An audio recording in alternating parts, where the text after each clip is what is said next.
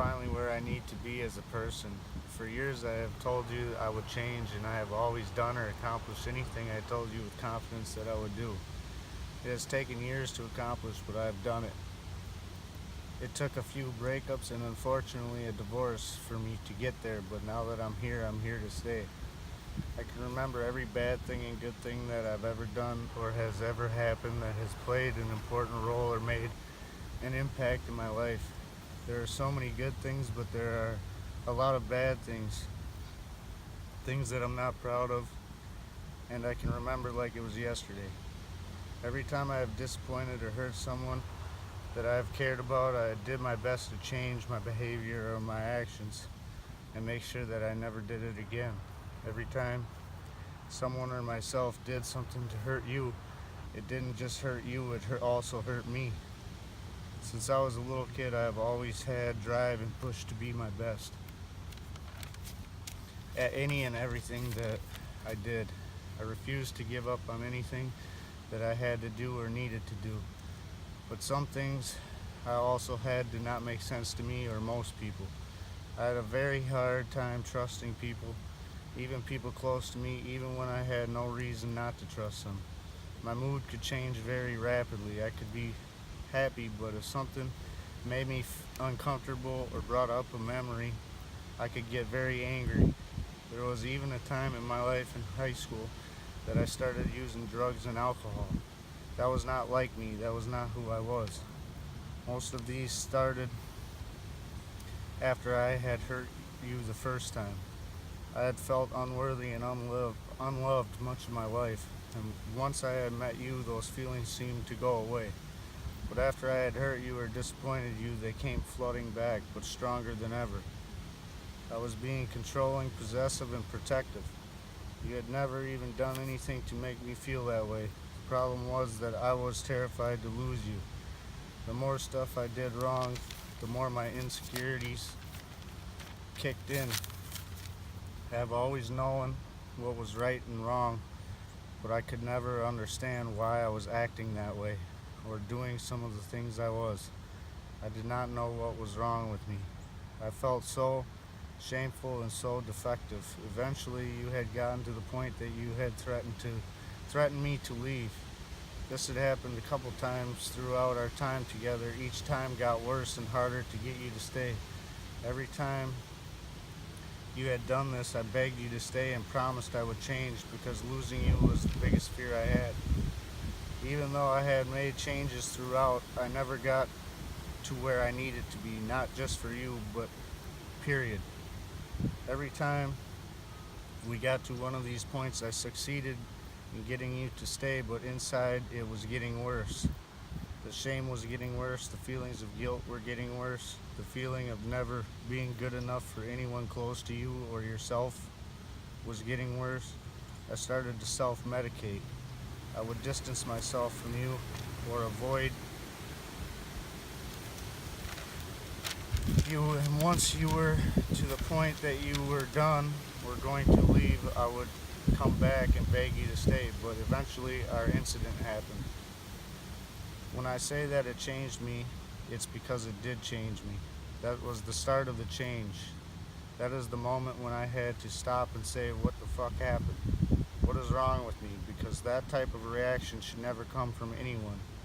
This was the time I had to start putting the pieces of the puzzle together.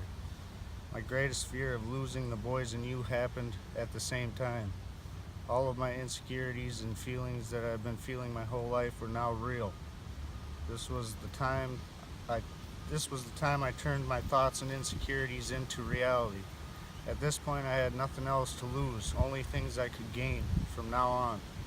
At this point, I knew what everyone felt about me and thought about me, so from there was only one way to go, and that was up. The only people I had to work for from that point were my boys, myself, and to prove everyone wrong. When I was 4 years old, I was molested by my neighbor who was babysitting us. His name was Matt. Most people do not know unless I have told them, and by looking at me, no one would ever be able to tell. It was not until this process of change that I could see this event in a different light. It wasn't until it was put into a different point of view or a different perspective that I could see how much it had affected me. Because anyone who knows me can tell you that I did not sit and dwell on it. But someone who was sexually abused can become their hardest critic, which explains my drive and effort in everything. All of those things before that never made sense finally made sense because all of these things eventually become habit. It becomes a habitual behavior. Now it finally made sense that everything I had done was wrong, but still had a reason for why I was doing it. Now I could see what was wrong and why it was wrong. And every time I promised you I would change, I tried so hard. I gave it everything I had. The problem was I didn't know what I had to change because it had become a part of me. Sometimes it felt like I had to change myself or who I was to make people happy. It still upsets me that we're no longer together, but I have to say that I am so thankful and grateful that you were a part of my life because without you, I would not be the person I am today. I am to the point where my insecurities are non existent. I no longer worry about being good enough for anyone because I know my worth, and the only people I have to be good enough for without a question is Nathan and Brody. The only thing that I retained from before is my drive. That is a part of me that I will never let go. That drive is what got me here, and it can only get better and keep me going. I was 99% of the way here.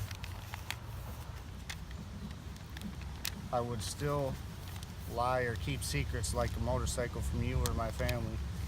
I didn't want to disappoint you or my family, but anyone else I didn't care about. I didn't care what they thought. When I told you the motorcycle accident changed my life, it's because it also did. I knew where I was at as a person before it, but there were still little things that I had to work on. So this accident rounded me off. When I was finally able to start realizing what was going on, when I came to in the hospital and everyone told me I almost died and could have died, it was the point where it could never get any worse in my life. It could only get better because I had almost died. To me, it was a sign. I could still remember saying to my dad, maybe it's a sign, in the hospital. It was like being born again, almost like having a fresh start. There were no secrets, nothing to hide from anyone, no lies to tell anyone because everything was already out in the open. There is and never will be anything to hide or lie about from that day forward. I learned so much before this, but never spoke about it or had the chance to really apologize to you or anyone else. Since I have come home from the hospital, I have talked to the boys, to, or at least tried to call them every single day, because life is so short and you never know when anything can change. Because at any moment, things can change. It has made me realize just how valuable life is and how quick life can go. I no longer care what anyone thinks about me, and I'm no longer afraid to talk about myself or my feelings. So many people never talk about things, communicate about things, or share their feelings, and it's sad. So many people just sweep things under the rug, but that's not me anymore. Other people's opinions of me do not matter to me. I set my own limits in life because to me the sky is the limit. If I have a vision of what I want to do or who I want to be, there's no one on this planet who can talk me out of it or talk down to me. There's not a circumstance or a situation that will define my life because I will always give my all to anything that is trying to set me back. My whole life I have felt out of place or misunderstood until now. People are just like a book, so not judging a book by its cover applies to more than just books. People see people for who they are based on what they can see, but people are molded into the people they are by the things that happen to them in their life. Those things are like the pages or chapters inside a book. So that is why I set the goals and bars for myself, because if I don't believe in myself, who will believe in me? It is my obligation to make myself into the best version of myself. I have to be the best version of me for me, and also Nathan and Brody, because they deserve the best version of me. Many people don't know or even realize that you and I are more alike than they think. You have also had things happen in the past that make you who you are today. And when you told me, that was the first time in my life that I didn't feel alone. It was different than mine, but I could still see and feel your pain. Everyone's situations are different, but I could finally relate to someone who also happened to be the love of my life. Another thing is the drive you have, because no matter what happens to you or has happened to you, you refuse to stop. You refuse to give up, and you continually strive to be the best you can be. Not only do you work hard, but you are never satisfied with being average. You also set your own limits and are never worried about people or about anyone who doubts you. Because if you want it bad enough, you will do whatever you have to do to make it a reality. No matter how hard I made it for you, you still stayed. No matter how much I tried to push you away, you still stayed.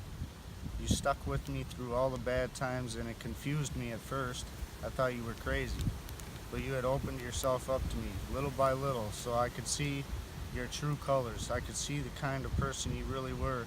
The truth is, you fell in love with me when I couldn't even love myself. That is why I fell in love with you. I knew that your intentions were pure, and you truly cared for me. You wanted to be with me at times when I didn't even want to be with myself. You were there for me the way no one else was. Every time I see you, I feel the love I have for you. It's when I'm standing 6 feet away from you and not being able to find the words to tell you how much I love you and how much I miss you. That's when I just want to scream to the whole room that I'm still in love with you. It's when I'm sitting alone with the phone in my hand, dialing your number and hanging up, that I would trade 1,000 tomorrows for just one yesterday. Then I could just call you and tell you goodnight.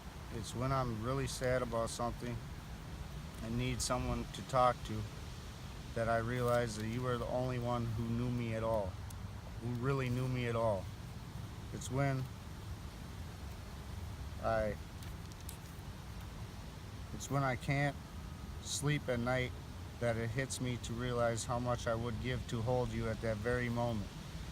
It's when I think about you that I realize no one else in this world is meant for me, because love is not something you go out and look for. Love finds you, and when it does, ready or not, it'll be the best thing to ever happen to you. Reality is, I wasn't looking for anything at all when I met you. Actually, I wasn't planning on falling for anyone so soon. But then I met you, and that was it. I guess things just happened. I found you, and I found myself, slowly wanting to spend more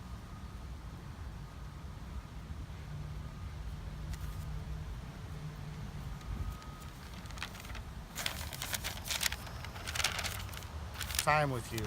It was simple. It was easy. When you're not looking for anything and suddenly you realize you have something. It's sad how someone you loved can turn into a complete stranger. How every moment you shared gets lost in the past.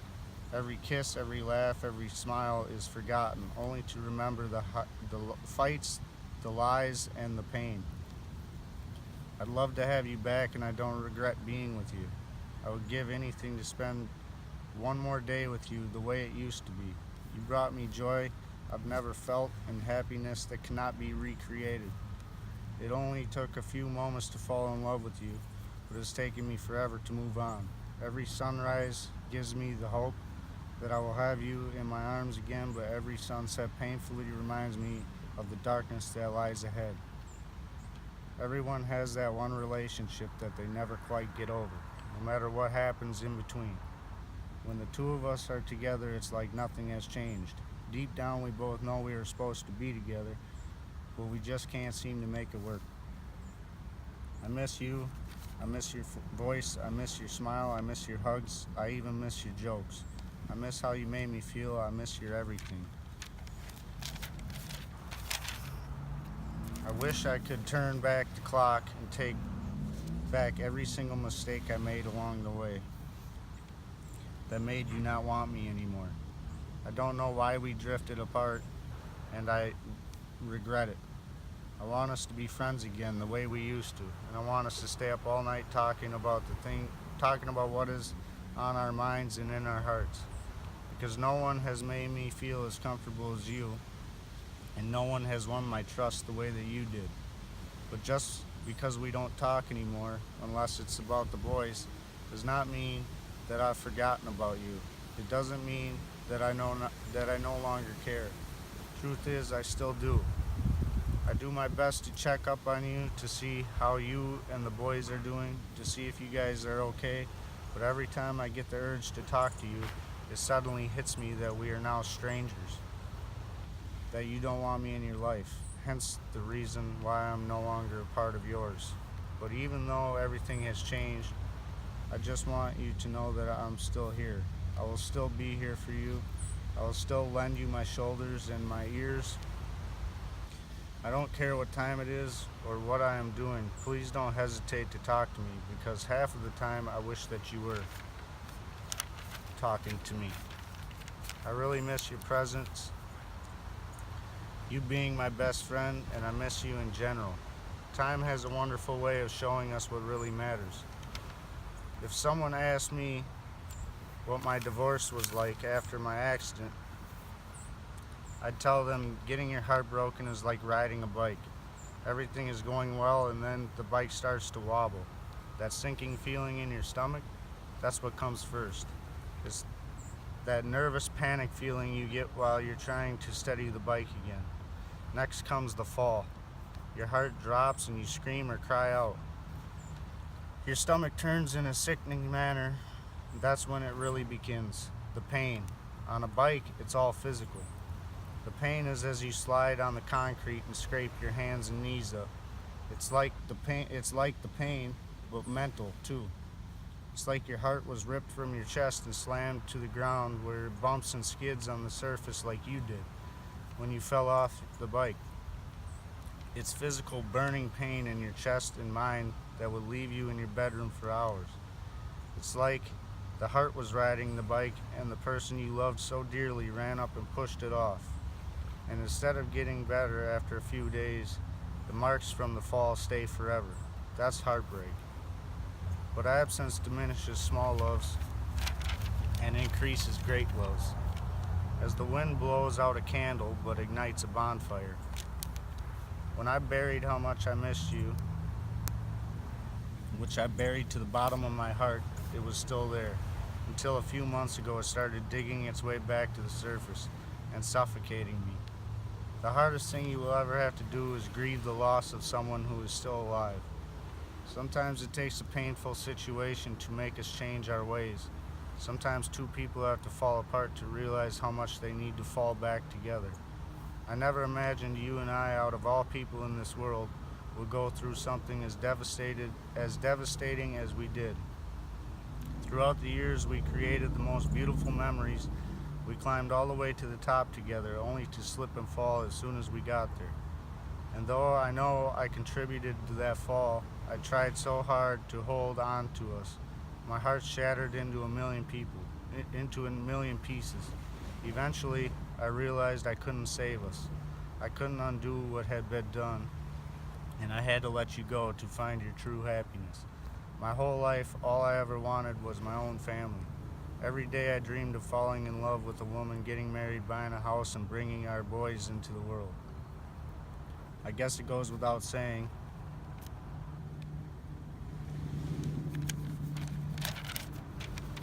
that you made all of that real for me, helped make those dreams come true.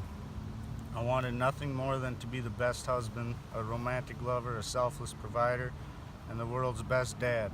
Our relationship wasn't perfect, but I loved you so much. All those things I wanted to be, I couldn't imagine with anyone but you.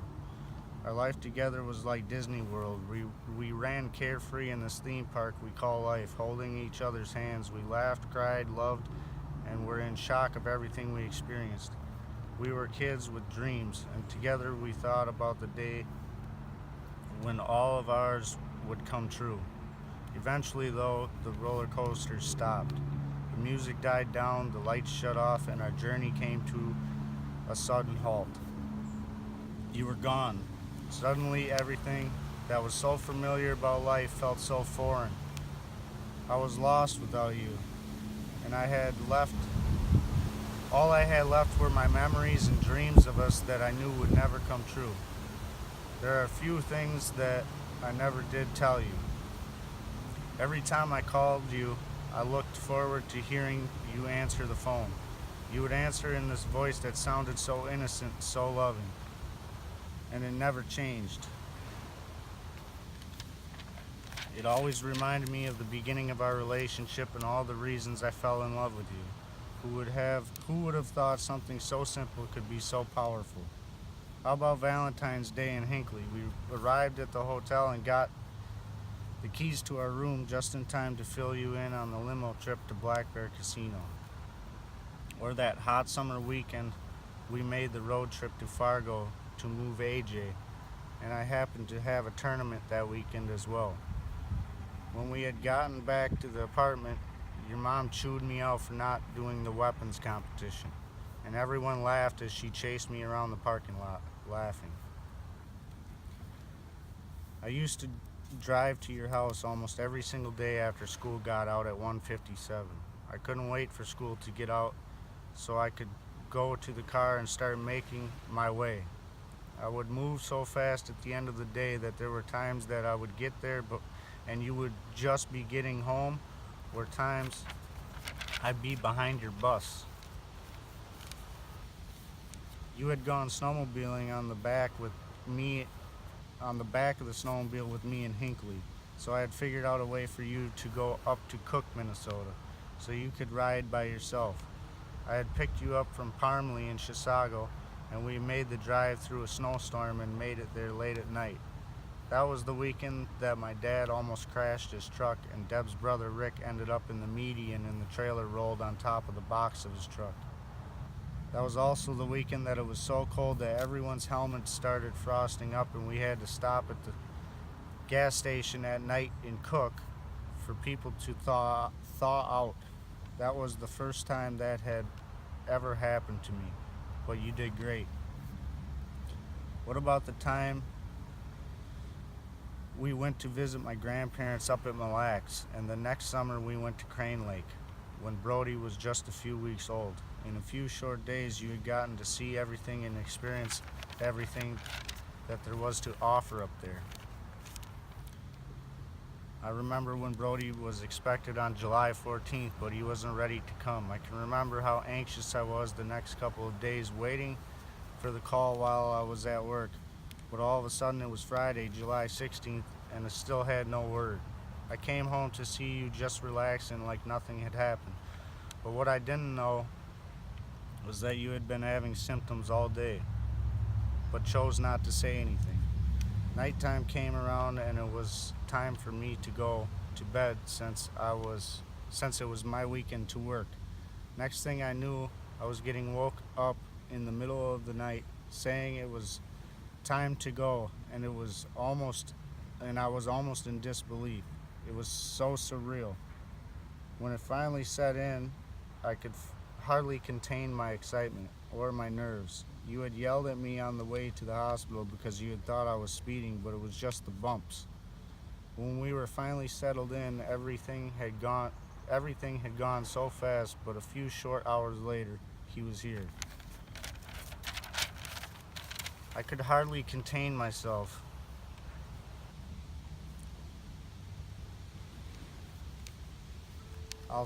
I'll never forget the storm that had come through while we were there, and they had to move the three of us into another room with another couple to stay away from the windows. It seemed to be the most nerve-wracking rainstorm of my life. Then came Nathan, our second little bundle of joy. Even though I feel as if the whole process was smoother and mellower, which I would attribute to having been through it once before. The nerves were kept in check a little better. Nathan still had his twists and turns. This time, instead of going past the due date, he came a week early. We had gone to the hospital Friday night and they were going to send us home to monitor the contractions. But you were not, because you were not within 1 week yet, so they couldn't induce you that night. So you chose to stay until the morning so that they could induce you. He was born on Saturday, November 23rd. It makes me laugh because he made sure he was born on Saturday just like his brother. Still to this day, he has to be just like Brody.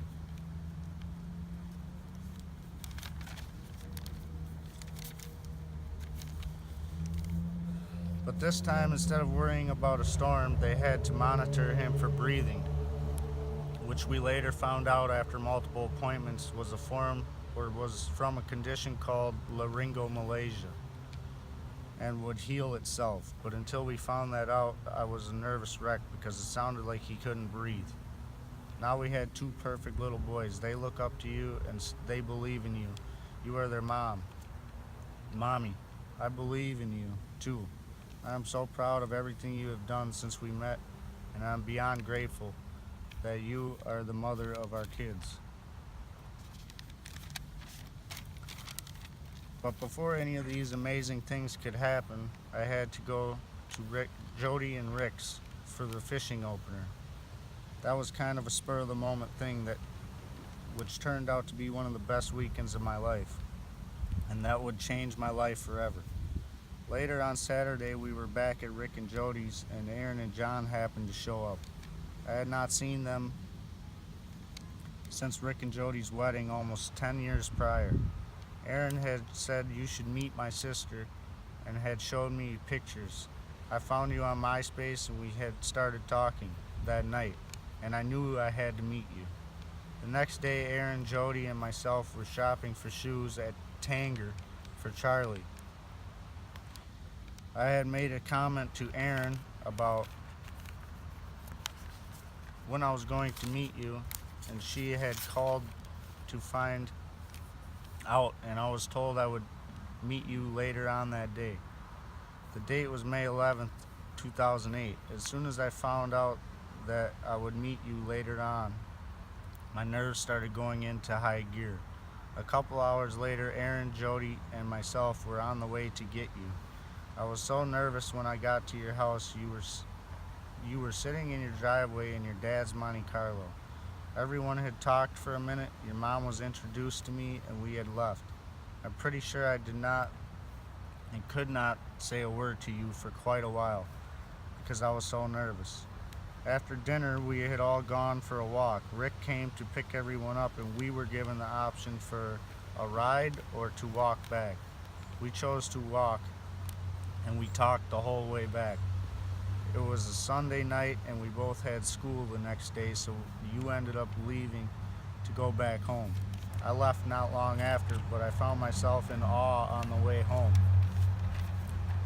We were casually texting, and the fact that we didn't get a hug was brought up. I pulled off the freeway at County Road E and offered to come all the way back out to your house just to give you a hug. You said it was fine and we would just wait until the weekend. That week at school seemed longer than ever, but when Friday finally came around, I rushed out of school at the end of the day to come up there. We went in your room when I got there, and I was introduced to Laura and Tony. Eventually they left us alone in there, and we kissed for the first time. We had spent most of the weekend in your room just talking and being around each other. I still can't forget, and it makes me smile to this day, that Aaron was spying on us through your door while we were laying in the bed, and I was caressing the hair out of your face, telling you how beautiful you were. Later that night, she had confronted me in your room and told me not to hurt your feelings. or break your heart. But what she didn't know was that that was the last thing on my mind. I had already fallen for you. I just didn't know it yet. I waited until as late as possible to have to go back home because I didn't want to leave. We didn't see each other the next weekend because you were up north, but we got to see each other finally 12 days after we had started dating, like nothing, or like we never missed a beat, and the rest was history. Lastly, I can remember getting the Red Cross message about my dad while I was in class for the Army. My heart dropped and I knew I had to come home. I planned a trip and left that same day to come home. I went and saw him in the hospital the next day. I was home for less than 48 hours, but I wanted to see Brody too. I asked you if you would bring him down so I could see him, and you did. All three of us went to the beach and we laughed and played like we were still together, even though we were broken up. After the beach, we went back to my grandparents, and out of nowhere, you came on to me, and it felt like we were never apart. Later that night, we decided to get a room so we could spend the night together. You got a babysitter for Brody and told your family you had to work because I'm sure you were afraid of what they would think. So I picked you up at your work and dropped you off at your work the next day. I had to go back for the Army, but eventually we started talking again and got back together, even though we were over 600 miles apart. Through all of this, we decided to get married. I'll never forget talking about it over the phone. It was spontaneous, I know, and in hindsight, not very well planned. I didn't care though. I wanted to spend the rest of my life with you, and I guess I just couldn't wait anymore. The minute you got to the barracks to pick me up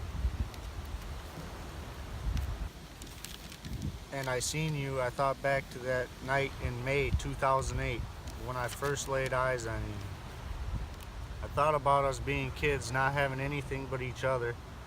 I thought about the dreams we shared and how I was so ready to spend the rest of my life with you. You helped shape me into the man I was becoming, and I was so nervous when we got to the courthouse. My hands were sweating, my heart was racing. When we got out of the car, I can remember the smile on your face. The sun was beating down, there was hardly any wind. It was November 1st, 2012, the second greatest day of my life, because Brody and Nathan's births are number one. I had looked forward to this for the last 4.5 years at that time, but I never imagined it to be as amazing as it was. I was in awe of everything, how it came about, my graduation, the place, coming home. Everything was beyond what I had ever envisioned, but nothing could compare to the excitement I felt. Envisioned, but nothing could compare to the excitement I felt about becoming your husband. Here we were, two teenagers who met by some accident 4.5 years prior, with no idea about life, love, or where it would take us. We had finally created this day. We were already building our family, and now we were building our lives. I stepped under the gazebo with you. My heart was filled with so many emotions, but I just wanted to hold your hand for the rest of my life. When she started talking, every dream, hope, and wish I ever had came marching right towards me, more amazing than I could have ever imagined. You were my best friend. I wanted so much more for the both of us. Sometimes, though, we have to accept the unexpected. Our worlds need to fall apart so we can put them back together the way they were meant to be. There is nothing more important to me than your happiness, and knowing you are free to look for it means the world to me. Our lives took a different and unexpected path, but that can never take away from the great memories we have shared. As for me, I'm finally the person I'm supposed to be, and that makes me happy. I found peace with the demons that prevented me from reaching this point. I was busier than ever with work, and I had been rebuilding a life that was once in a million pieces. I still dream about having my family. I still dream of seeing and holding my kids every day. And of course, I still dream about falling back in love with my true happiness. Everything has changed, and yet I'm more me than I have ever been. I'm much of the same Mason you knew, but so much different. Holding a grudge doesn't make you strong, it makes you bitter. Forgiving doesn't make you weak, it sets you free.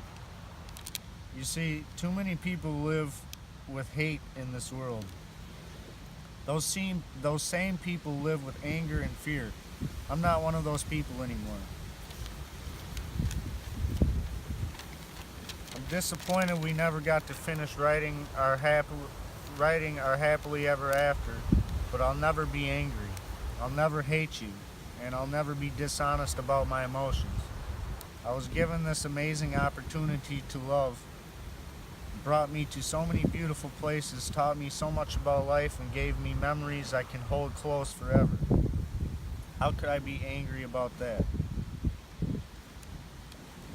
To your parents, sisters, brother, and other relatives, tell them I always loved them as if they were my own. And I'm sorry I never lived up to their expectations. I knew how much they loved you, I knew what kind of man they wanted for you, and I know I did everything I could and tried so hard to be just that. And finally, to you, I'm sorry for everything I have ever done to hurt you. More than anything, I wanted to spend forever with you, but by my side, with our little ones along for the ride. Everything I did in my life was to make sure yours would be all you dreamed it would be. I wanted to give you the world. Unfortunately, I fell short. If I knew then what I know now, I don't think we would be where we are at. I'm not perfect, and I never want people to think I am. I've made mistakes. I've done things I'm not proud to admit, and I've made decisions I wish I could take back. But I loved someone with every bone in my body, with every beat of my heart, and every ounce of my soul. It wasn't perfect, but I know for sure that I loved with everything I had. I loved in such a way that your happiness was always mine, and I'm thankful for that. I've told you before that I wish I could put into words how much I love you and share it with the world. Here's my best shot at that promise. Losing you and the boys was the most painful experience of my life, but it made me stronger than ever. It made life feel real, if that makes sense. While on paper I lost my wife, in reality I lost so much more. I lost a piece of me that I'll never get back.